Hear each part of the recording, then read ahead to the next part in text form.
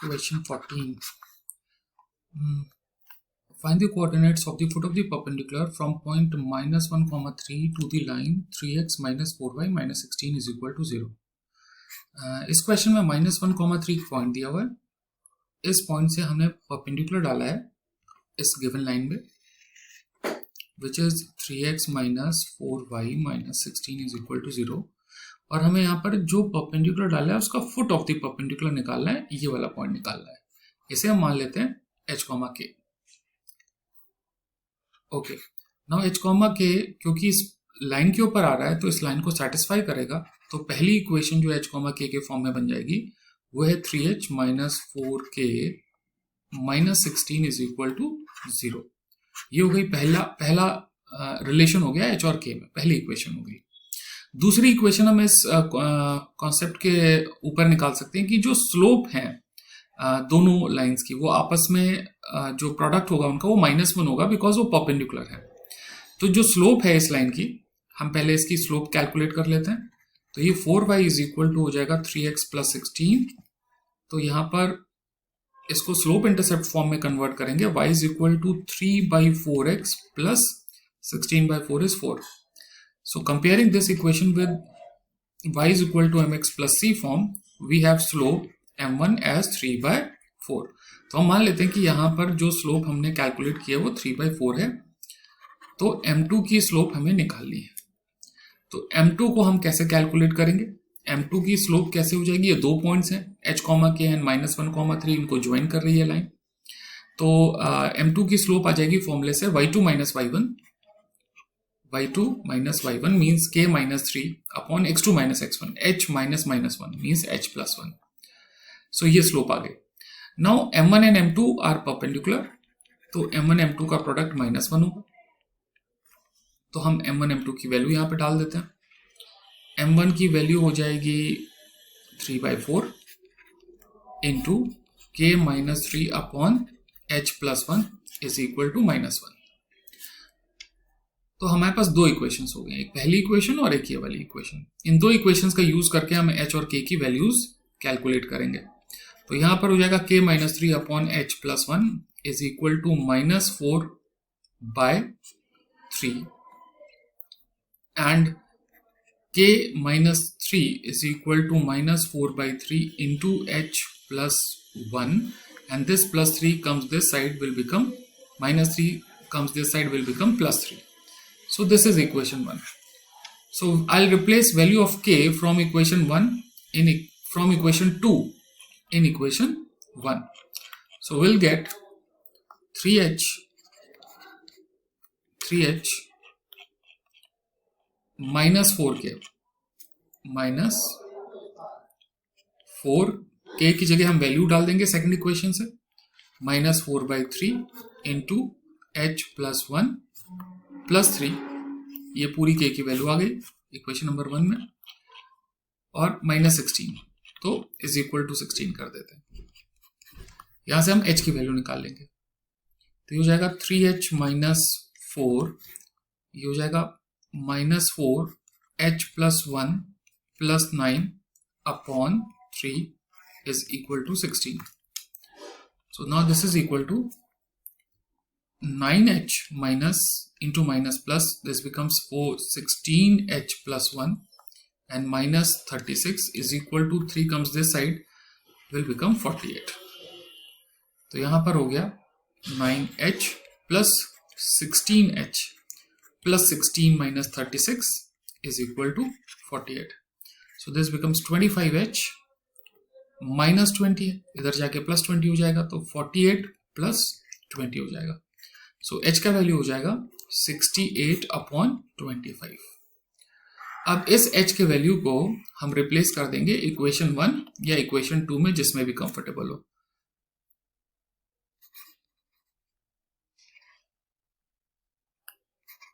In equation 2 में replace कर देते हैं.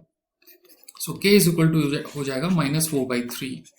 h की वैल्यू हो जाएगी 68/25 68/25 plus 1 plus 3. So this is equal to -4/3 68 plus 25 upon 25 plus 3. So this becomes k is equal to minus 4 into 93 upon 75, 13 into 375, या फिर हम कैंसिलेशन कर सकते हैं, यहाँ पर हो जाएगा 3 into 25 plus 3. So 3 goes 3 plus 1 times, so k becomes minus 4, 4 3 जा 12 upon 25 plus 75. LCM ले लिया, सबट्रैक्ट कर देंगे यहाँ पर, तो k की वैल्यू हो जाएगी माइनस 75, 25, 24, 49 अपॉन 25. तो हमारा फुट ऑफ द परपेंडिकुलर हो गया h, k is equal to 68 upon 25, minus 49 upon 25. ठीक है, तो ये हो गया हमारा फुट ऑफ द परपेंडिकुलर. तो h, k का ये पॉइंट हमने निकाल लिया. सो नेक्स्ट क्वेश्चन है जो हमें करना है, question number 15. The perpendicular from the origin to the line y is equal to mx plus c meets it at a point minus 1, 2. Find the value of m and c. So यहाँ पर origin से हमें perpendicular डाला y is equal to mx plus c में, तो हम इसे standard form में कन्वर्ट कर लेते हैं. mx minus y plus c is equal to 0, और हमने यहाँ पे परपेंडिकुलर डाला है ओरिजिन से इस लाइन पे. यहाँ पर जो पॉइंट है वो -1, 2 है, ये वाला पॉइंट. तो हमें m और c की वैल्यू पता करनी है. तो सबसे पहली बात तो -1, 2 lies on this line mx minus y plus c, so it must satisfy. तो x की वैल्यू माइनस m 1 रख दी यहाँ पे, -1, m माइनस m हो गया, -2 plus c is equal to 0. So this becomes c minus m is equal to 2. This is equation 1. अब हम यहाँ पर perpendicular distance कैलकुलेट कर लेते हैं 0,0 का mx minus y plus c से. तो perpendicular distance will be equal to the distance between these 2 points. So according to problem, यहाँ पे हो जाएगा आपका 0 plus c upon square root m square plus 1 का मॉड बराबर होगा -1 माइनस 0 का होल स्क्वायर प्लस 2 माइनस 0 का होल स्क्वायर. ये हो जाएगा c square upon m square plus 1 is equal to, यहाँ पे हो जाएगा आपके पास 1 plus 4 5. c square is equal to 5 plus 5 m square. This is equation 2. अब इक्वेशन 1 और 2 को हमें सॉल्व करना है. यहाँ पे हम c की वैल्यू को मान लेते हैं 2 प्लस m, c की वैल्यू को 2 प्लस m. ये वैल्यू हम यहाँ पे रिप्लेस कर देते हैं, यहाँ पे रिप्लेस कर देते हैं. तो c की वैल्यू हो गई 2 प्लस m का whole square is equal to 5 plus 5 m square. So this is 4 m square plus 4m is equal to 5 plus 5 m square. So this becomes m square goes that side, 4m square minus 4m and plus 1 is equal to 0. So this is 2m minus 1 whole square is equal to 0. तो m की value आ गई यहाँ पर 1/2. इस 1/2 value को हम यहाँ पर रिप्लेस कर सकते हैं इक्वेशन 1 में. So from equation 1 c minus m is equal to 2. So c is equal to 2 plus m. c is equal to 2 plus m की जगह 1/2. So c becomes 5/2. तो ये हमारे आंसर्स हो गए. ओके, क्वेश्चन नंबर 16 देख लेते हैं. क्वेश्चन नंबर 16 में p and q are the lengths of the perpendicular from origin to the line x cos. तो यहाँ पर ओरिजिन से हमने परपेंडिकुलर डाल रखा है. ये 2 लाइन्स हैं. एक लाइन पे हमने परपेंडिकुलर डाल रखा है जो कि है x cos theta minus y sin theta is equal to k cos 2 theta. इसका जो डिस्टेंस है वो p है। एक और लाइन है जिसका परपेंडिकुलर डिस्टेंस q है ओरिजिन से, और इस लाइन की इक्वेशन है x sec theta plus y cosec theta is equal to k। Prove that, तो हमें प्रूव करना है कि p square plus 4q² is equal to k square. तो हम 0,0 से p की वैल्यू डाल देते हैं। तो p is equal to 0 plus 0 minus k cos 2 theta upon square root cos square theta plus sine square theta. ठीक है, after converting this into standard form, this comes this side is equal to 0. This becomes the standard form of the equation. So p square की value हो जाएगी k square cos square 2 theta upon denominator में 1 हो गया। सो ये हमारे पास पहला relation आ गया। ओके, नाउ ओरिजिन से इस वाली लाइन का डिस्टेंस q है, तो q की वैल्यू किसके बराबर हो जाएगी? 0 प्लस 0, k इस तरफ आएगा minus K upon square root sec square theta plus cosec square theta का मॉड। ओके, तो इसका भी स्क्वायर कर देते हैं यहाँ पर। Q square is equal to K square upon 1 upon cos square theta and 1 upon sine square theta.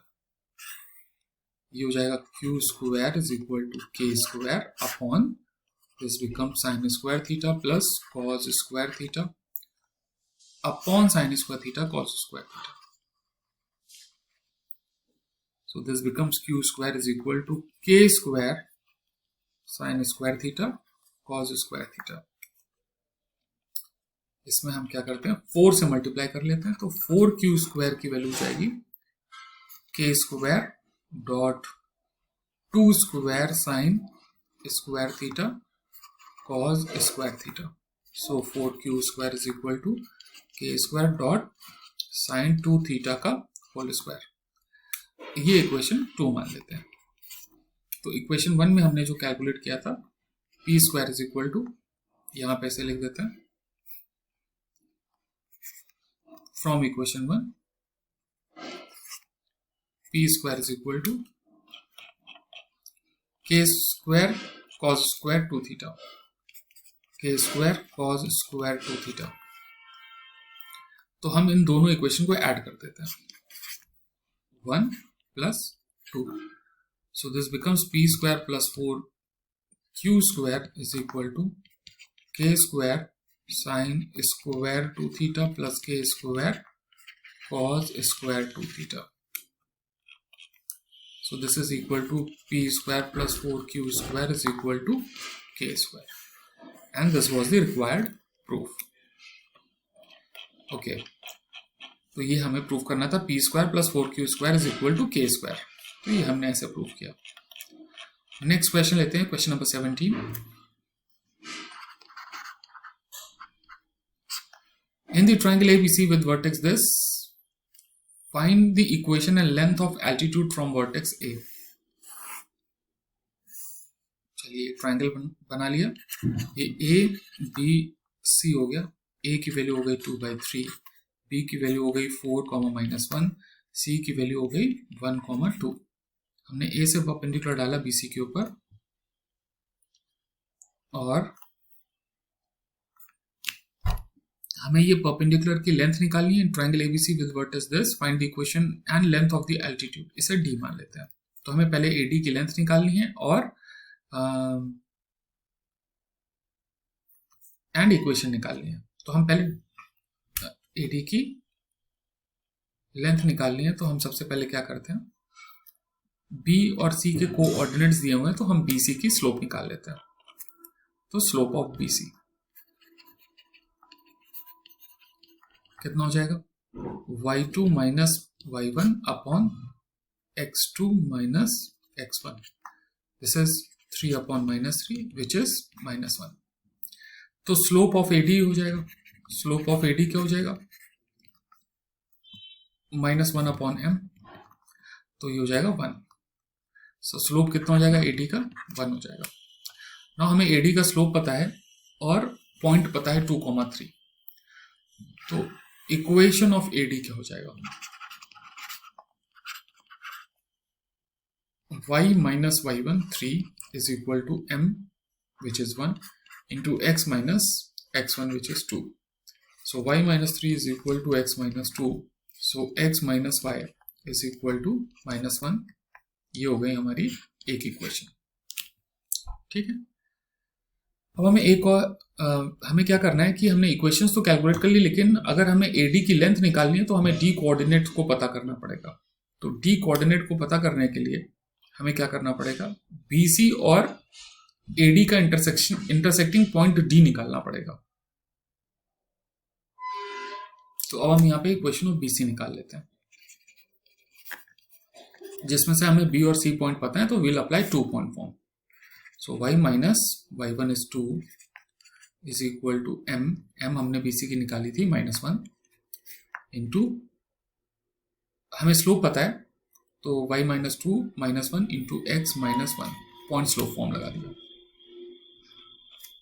तो ये हो गया हमारे पास y minus 2 is equal to -x plus 1 और x plus y is equal to 3। ये इक्वेशन 2 हो गई।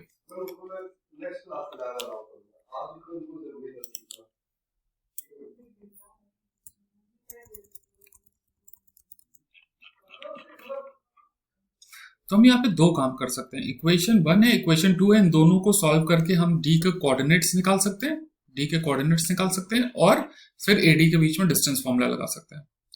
या फिर दूसरा काम ये कर सकते हैं कि हम 2,3 A से परपेंडिकुलर डिस्टेंस का फॉर्मूला लगा दें BC के ऊपर।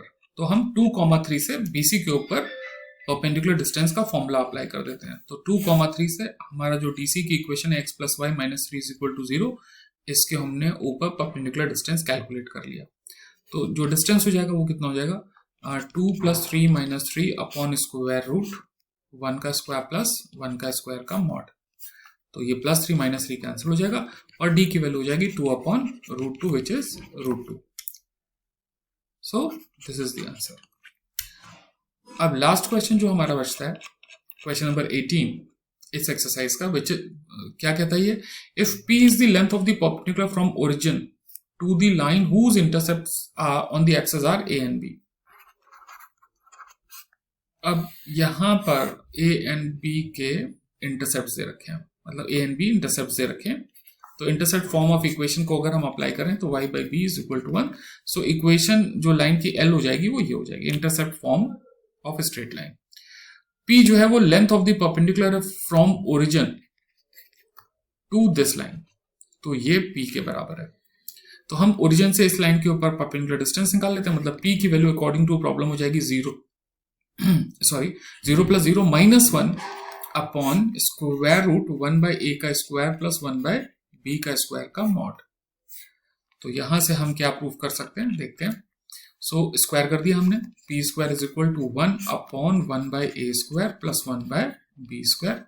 सो this becomes 1 by A square plus 1 by B square is equal to P comes in the denominator this side P square. So ये आ गया। सो यही रिक्वायर्ड प्रूव है। So 1 upon A square plus 1 upon B square की value P square के 1 upon P square के बराबर होगी। तो ये थी पूरी एक्सरसाइज। Thank you.